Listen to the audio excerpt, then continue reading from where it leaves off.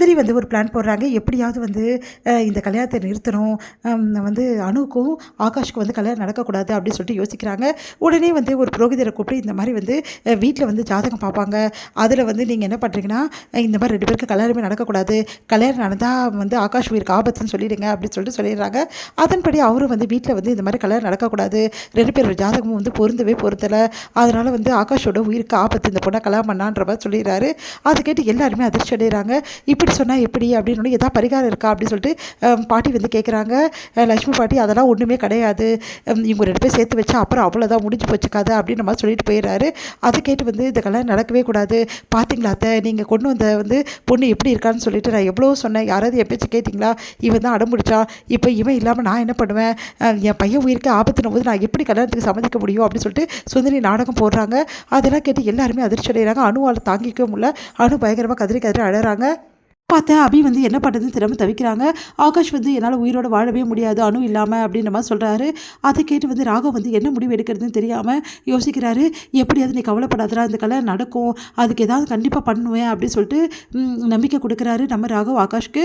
அதே மாதிரி வந்து அபியும் சொல்கிறாங்க, அணு நீ கவலைப்படாத, கண்டிப்பாக இந்த கல்யாணம் நடக்கும், நடக்க வேணாம், இந்த கல்யாணம் நடக்க வேணாம், நடந்தால் அவர் உயிருக்கு ஆபத்துனும் போது இந்த கல்யாணம் ஏன் நடக்கணும் அப்படின்னு சொல்லிட்டு அணு கேட்குறாங்க. அதுக்கு எந்த பதிலுமே சொல்ல முடியாமல் அபி வந்து தவிக்கிறாங்க. இந்த சூழ்நிலை அபி போய் கோயிலில் வென்றாங்க. இந்த மாதிரி வந்து ஏன் இப்படி இவ்வளோ பிரச்சனை கொடுக்குற, எதுக்காக சாமி இப்படி பண்ணுற, என் அக்காவோட கல்யாணம் வந்து நடக்கிறதே ஆகணும், அவள் பாவம், அவள் எவ்வளோ கஷ்டப்படுறா அப்படின்னு சொல்லிட்டு வேண்டுறாங்க. இதையெல்லாம் பார்த்து அங்கேருந்து சித்தர் வந்து ஒரு வந்து அபியை பார்த்து சொல்கிறாரு, இங்கே வாமா அப்படின்னு கூப்பிட்றாரு. ஒன்றும் புரியாமல் அபி போகிறாங்க.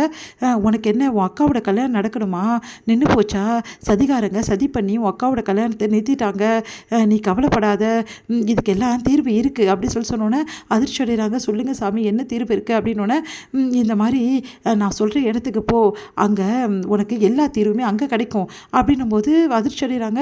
நிஜமாவா அப்படின்னோடனே ஆமாம் அப்படின்னு சொல்லிட்டு அவர் காணாமல் போயிடுறாரு. ஒரு வேளை வந்து இது சாமி தான் சொல்லியிருக்கோமா அப்படின்னு சொல்லிட்டு அபி யோசிச்சுட்டே வராங்க. அந்த ஊர் பேரை கேட்குறாங்க. இந்த மாதிரி ஊரில் என்ன இருக்குது அப்படின்னோடனே பெரிய புரோகிதர் ஒருத்தர் இருக்கார், அவர் சொன்ன எல்லாமே சொன்னபடி நடக்கும், அவர் தான் அங்கே இருக்கார், வேறு எதுவுமே கிடையாது, நீ வேணால் அவரை போய் பாருமா, அதனால தான் உனக்கு குறி சொல்லியிருப்பாங்க அப்படின்னு சொல்லிட்டு அங்கே இருக்கிறவங்க சொல்கிறாங்க. அதை கேட்டு அபி வந்து முடிவுக்கு வராங்க. கண்டிப்பாக அக்கா கல்யாணம் நடக்கணும்னா இப்போ சொன்ன புரோகிதரோட பெரிய புரோகிதராக நம்ம பார்க்கணும், அவர் வந்து சொன்னால் கண்டிப்பாக இவங்க எல்லாரும் ஒத்துப்பாங்க, கண்டிப்பாக என் அக்காவுக்கு எந்த பிரச்சனையும் இருக்காது நான் நம்புகிறேன் அப்படின்னு சொல்லிட்டு யோசிக்கிறாங்க. சரி எப்படி நம்ம அங்கே போகிறது, ஒன்றும் புரியலையே, அந்த இடம் எங்கே இருக்குன்னு கூட தெரியலையே அப்படின்னு சொல்லிட்டு அபி யோசிச்சுட்டு இருக்காங்க. இந்த சொல்ல ராகவ் அங்கே வராரு. ராகவ் வந்து பார்த்துட்டு அபி வந்து உங்ககிட்ட கொஞ்சம் பேசணும் அப்படின்றாங்க. அது கேட்டு ராகவ் என்ன பேசணும் இப்போ அப்படின்றாரு. என் அக்காவுக்கும் வந்து ஆகாஷ் சாருக்கும் வந்து கல்யாணம் வந்து நின்று போச்சுன்னா நீங்கள் என்ன பண்ணுவீங்க, அது எப்படி நிற்கும், இங்கே பாருங்கள் ஜாதகம் சரியில்லைன்றாங்களே, ஜாதகம் சரியில்லைனாலும் எதுவாக இருந்தாலும் கல்யாணம் நடக்கும், இதெல்லாம் நம்பக்கூடிய ஆள் நான் கிடையாது, ஆனால் உங்கள் வீட்டில் உள்ளவங்க நம்புகிறாங்களே, உங்கள் சித்தியை மீறி நீங்கள் எப்படி கல்யாணம் நடத்த முடியும் அப்படின்னோட அதிர்ச்சி அடைகிறாரு. ஆமாம் நீ சொல்கிறதும் கரெக்டு தான், இங்கே பாருங்கள் இதோட பெரிய புரோகிதராக ஒருத்தர் பார்த்தா அவர் வந்து சொன்னால் இவங்க ஒத்துப்பாங்க தானே அப்படின்னோடனே, பரவாயில்லையே உனக்கெல்லாம் இந்த ஐடியா தோணுது எப்படி, அதெல்லாம் அப்படி தான் புரியுதா, ஆனால் அவரை நம்ம பார்க்கணுன்னா ஒரு இடத்துக்கு ஊருக்கு போய் ஆகணும், நீங்கள் வரீங்களா, நம்ம போயிட்டு வரலாம் அப்படின்னு சொல்லிட்டு கேட்குறாங்க. நானா, ஆமாம் வேறு வழி கிடையாது, இது இல்லை யார்கிட்ட சொன்னாலும் கண்டிப்பாக வந்து ஒத்துக்கவே மாட்டாங்க, அதனால் நம்ம போயிட்டு வரலாம், நீங்கள் என்ன சொல்கிறீங்கன்னொன்னே சரின்றாரு. ராகவும் இதோட முடியுது.